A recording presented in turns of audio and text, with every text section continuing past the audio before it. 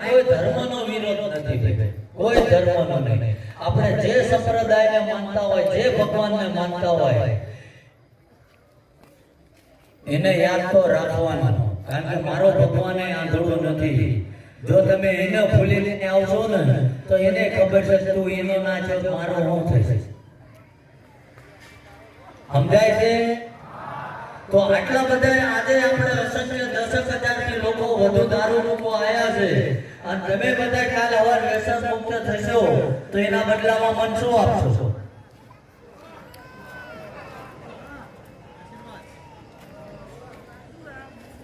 ભાઈ એટલું જ આપશો? બીજું કઈ કઈ આગળ તો બોલો. હા, કશું માન ન જોતો, તમે ગારો મંગો નથી. ભાન અવસ્થામાં બેસી જાઓ. વધુ ખરાબ માન આયેલો. બીજું એટલે કહેવાનો હેતુ એ છે કઈ જોતું નથી. જો કદાચ મહિને 5,000 10,000 કે એનેથી અનલિમિટેડ વ્યસનના માર્ગે પૈસા બગાડો છો તમે, અહીં આયા છો ભય થવાનો એ મારી ગેરંટી છે. કારણ કે મારું ભજન બોલે છે ભાઈ, આ દેવ ઉપર નિસ્વાર્થ મારું ભજન બોલે છે.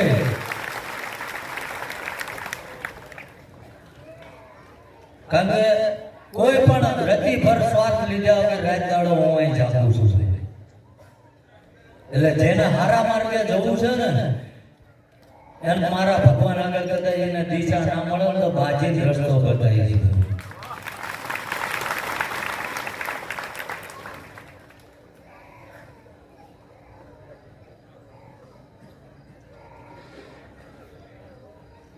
કશું જોતું નથી ભાઈ.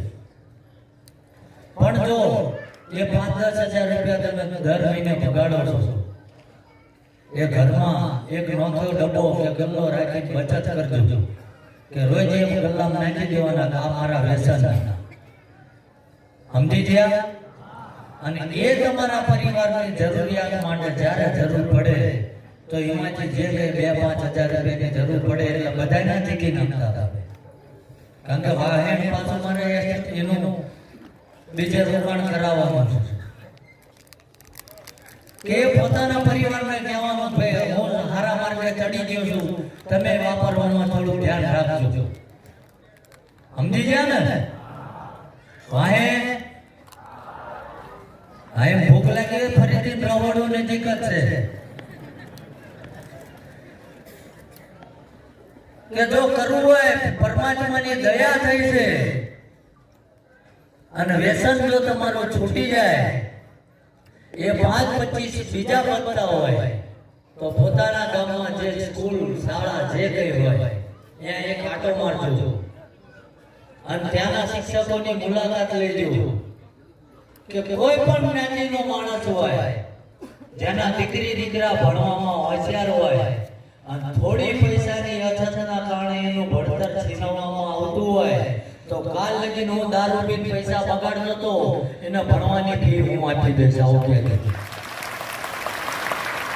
મારે કઈ નથી જોતું. કરશો આ? નહીં થાય તો એવી લાલચ આવશે કોકના છોકરા એમ શું કામ ભણાય. પણ પરમાત્મા એટલો દયાળુ છે ભાઈ કે સ્વાર્થ વગર જો ગમે આ સેવા કરશો ને તો એનું ડબલ આપશે. આ મારો ભરોસો છે. સ્વાર્થ નહીં. કારણ કે એનું એક જ ઉદાહરણ આપવું છે કે જ્યારે કોઈ પણ જ્ઞાતિનો ખેડૂતનો દીકરો હોય અને ખેતરમાં જ્યારે વાવેતર કરવા જતો હોય મુઠ્ઠી ભરીને આમ જ વાવતો હોય, આમ જ વાવે છે ને, અને એ અંદર 1 ફૂટે 1.5 ફૂટે અનાજનો દાણો કઈ રીતે પડ્યો આડો કે ઓળો એ ખેડૂતને ન ખબર હોય, પણ એને એક પરમાત્મા ઉપર ભરોસો હોય અને એ ગમે એવો પડ્યો હોય પણ એમાંથી જો છોડ ઉત્પન્ન થાય અને એ ઘઉં કે ડાંગર બાજરી જુવાર એટલું ઝેર એ ઉત્પન્ન થાય તો એ એક ડુંડામાંથી 17 કણ પરમાત્મા આપે છે. આપે છે ના આપતો? એમ તમારી નિસ્વાર્થ કરેલી સેવા ક્યારે બાતલ નહીં જાય. સમજાય છે? બીજું કહેવાનું એ કે શ્રદ્ધા અને અંધશ્રદ્ધા તો કોઈ મારા મિત્ર નથી, કોઈ મારા શત્રુ નથી. પણ આજકાલ જે ઘણી જગ્યાએ તમે જો જોરાવા જાઓ એટલે આમાં કંઈક ને કંઈક કોક તો જોરાઈને આવ્યા છે. ખોટું ના બોલતા નકર પાડોશમાં જે બેઠો એનું પાપ ઇનામમાં. કેટલા જણા જોરાઈને આવ્યા છે બોલો? હાવ આટલા ના હોય. આટલી તો જાગૃતતા આપણામાં નથી. થોડો તો હાથ બોલો પોતાના માટે કંઈક ને કંઈક તો જોરાઈ છે. વાંધો ને શરમ લાગતી હોય કે ગમે ત્યાં જાઓ એટલે તમે જોરાવા જશો એટલે પહેલા તમને એવું કહે છે બહુ મેલું કરેલું છે. ક્યાં આવું તમને બોલવાનો ટાઈમ ના આવે મારી પાસે નવરાશ નથી. આ કે ના બોલજો. આવડે બે ચાર મહિના ટૂંકા કરાવશે છતાંય કામ નહીં થાય એટલે પાછા જઈશું. એટલે પછી કહે છે કરવા વાળા તમારા છે. પાછા 1.5-2 મહિના ટૂંકા કરાવશે. પછી કહે છે આગળની પેઢીના તો જૂના પિતૃ છે. ક્યાં છે આવું? પાછા 2-3 મહિના ધક્કા મરાવશે.